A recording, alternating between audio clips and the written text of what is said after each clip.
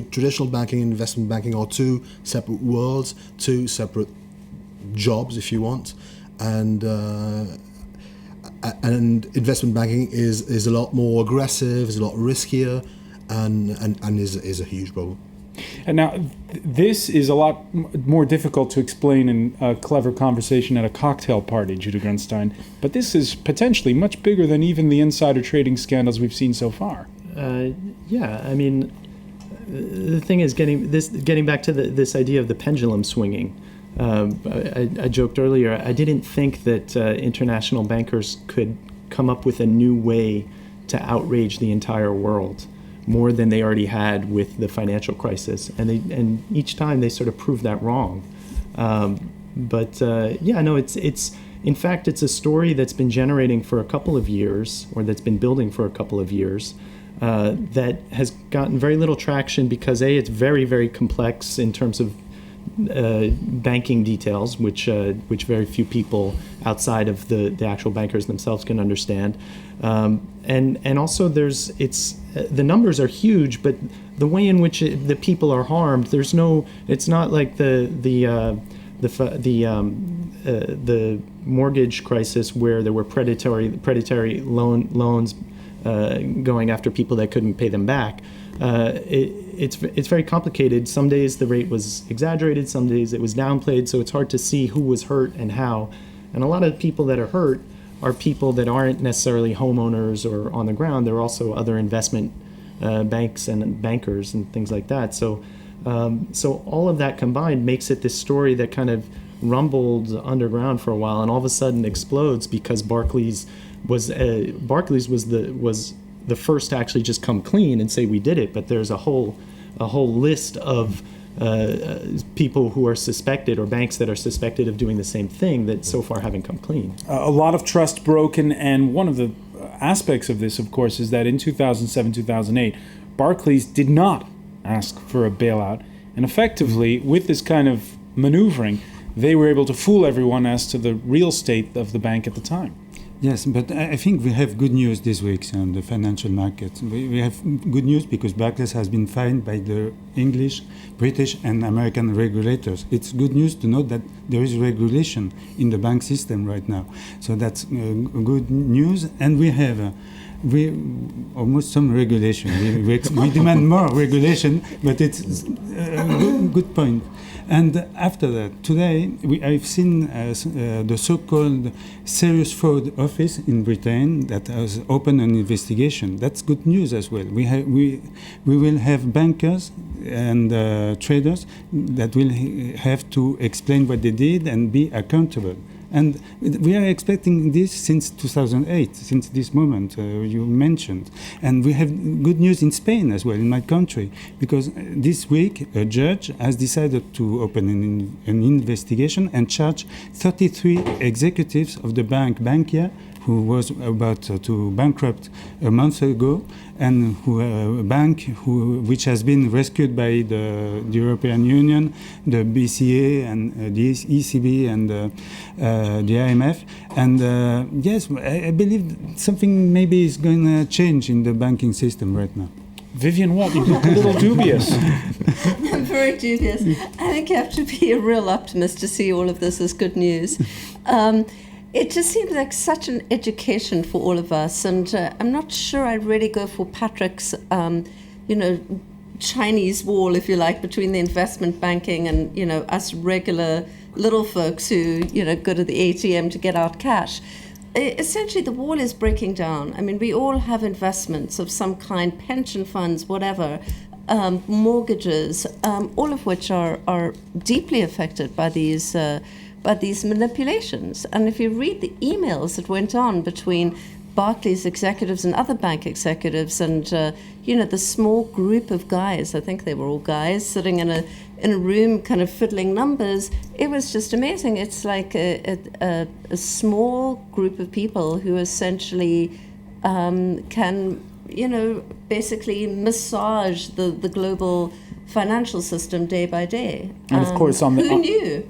Most of us didn't, actually. And on the heels of it, Bob Diamond's testimony Wednesday before lawmakers in Britain included the usual doses of contrition and buck passing. Do you live in a parallel universe to the rest of the UK? Andrea, I'm just going to say it again. The behavior when it came up, it was between 2005 and 2007 primarily. There were a few instances after that. There have been none since the investigation started. Andrea, it's wrong. It's reprehensible. Was that good TV, Patrick Vignal, watching that testimony? Well, it's difficult really to understand. It is a very specific and very private world, and the words we are hearing are just a tiny section really of the whole picture. And I think what is badly needed is regulation and moralization, if you can say so. And The Economist's editorial this Friday entitled "Banksters" calls for a punishment for the guilty and also a change in the way finance is run and a change in the culture of banking. The second part of that is a taller order. When The Economist starts hauling out the pitchforks, you know that the banking system has just run amok. And I think that what's most shocking to people, to regular people watching this, is that for regular people, you make an investment, it goes bad, you lose. You lose your money, you lose your home, you lose your business. These are guys who are playing around with the global economy. It goes bad, and they don't suffer really any consequences. The government comes, the IMF comes, the central banks come and make up their losses. Even Diamond, he had to resign, but I don't think he's going to actually feel any pain out of his own pocket to make up for any of the fine that was paid.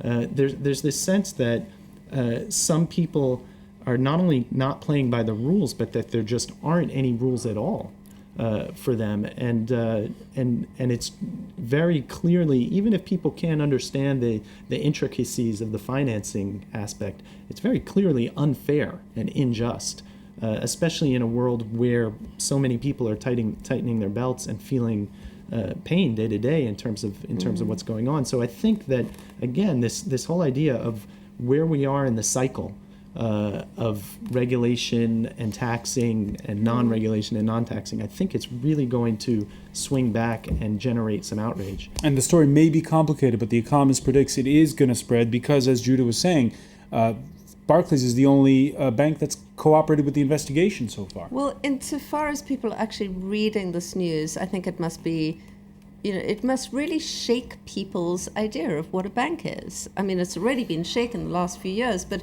there used to be the expression, you can take it to the bank, meaning it's, so safe, you can, everything will be okay if you take it to the bank. Well, that notion has really been so eroded in the last few years. And I really agree with Judah that there's a sort of backlash that's rumbling and growing. The entire Occupy movement, which began as a kind of fringe movement, no longer seems so fringe anymore. All right. It's definitely a story we're going to follow. Before we go, we want to tell you that the week began with a new president from Mexico. Now, clearly, the war on drugs cartels waged by Mexico's outgoing president did not bear its fruits. More than 55,000 dead later, Felipe Calderon's party voted out. Instead, it's the return of the PRI, which, after ruling for most of the 20th century, seemed finished when it was chased from office 12 years ago. Here comes now the fresh-faced, carefully scripted 45-year-old Enrique Peña Nieto. He garnered 38% of the vote and promised change and to clean up Mexico. The fight against crime will continue with a new strategy to reduce violence and protect the lives of Mexicans.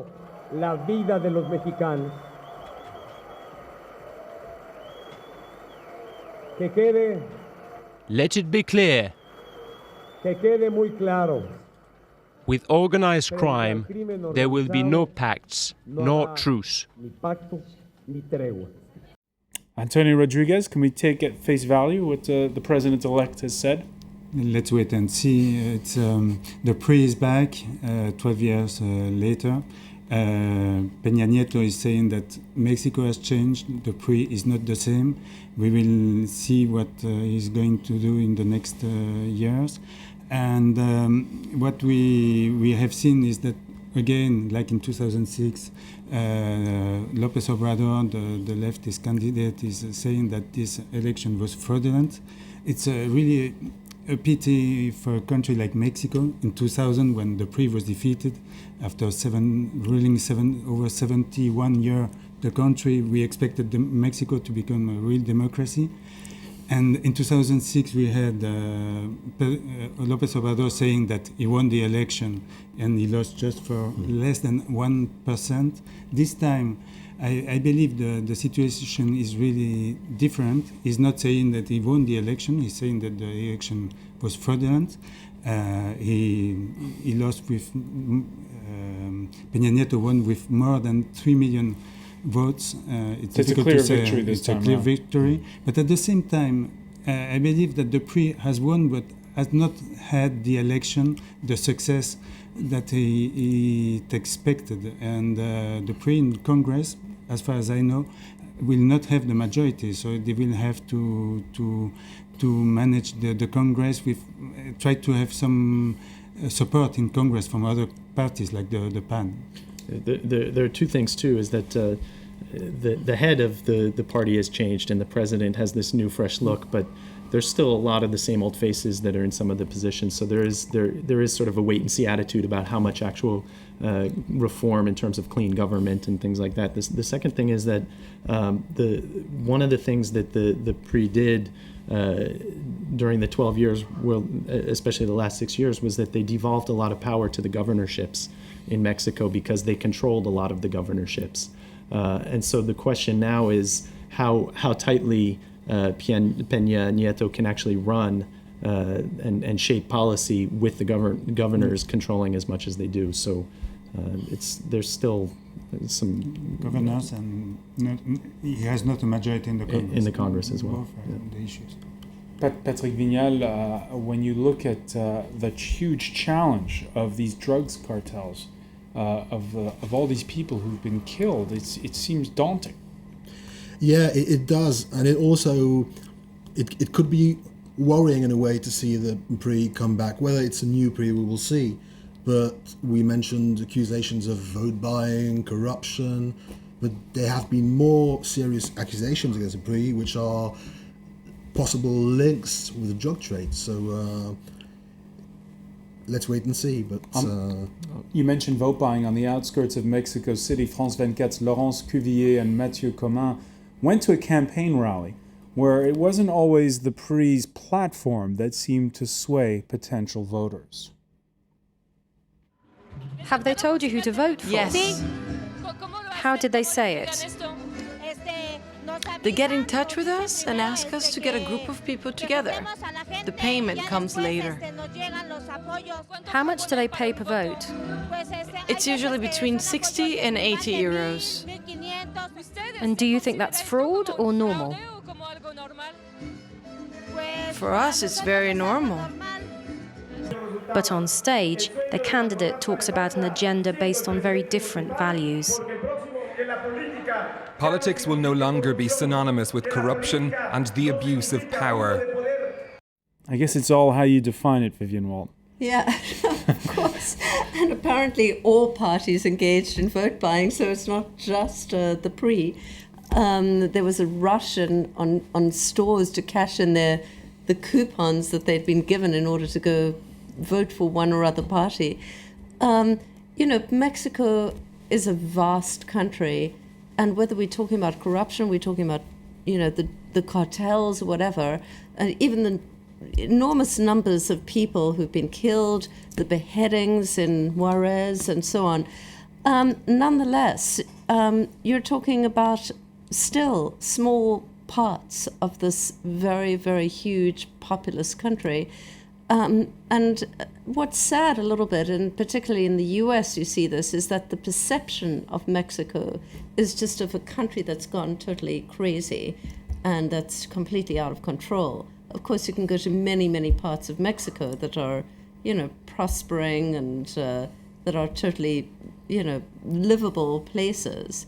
But those parts of Mexico seem to have been, in a sense, sidelined to the other really troubling situations. So you agree, is it 2 steps forward, 1 step backward for Mexico? No, I hope not. What to point out is that the Mexicans, how they feel there's a drug trafficking problem in their country. They have the perception that they are a collateral damage on the war against drugs, because they are not a producer country. The cocaine comes from the Andean country and goes north through Mexico to the consumers in the United States. It just transit. It just transits. And that's why I hope the cooperation with the United States will be they will cooperate hand in hand in the next years, because it's really important not to just to fight against the drug traffickers. It's important for Mexican to fight against armed trafficking, because I read, and the figure is amazing, 70% of the weapons found in Mexico are originally from the United States. From the United States. So don't isolate Mexico in trying to find the solution. Antonio Rodriguez, I want to thank you. I want to thank Vivian Walt, Judah Grunstein, and Patrick Vignal. Thank you for being with us here in The World This Week. Stay with us. Coming up next, it's time for business. Catherine Nicholson has all of the day's news.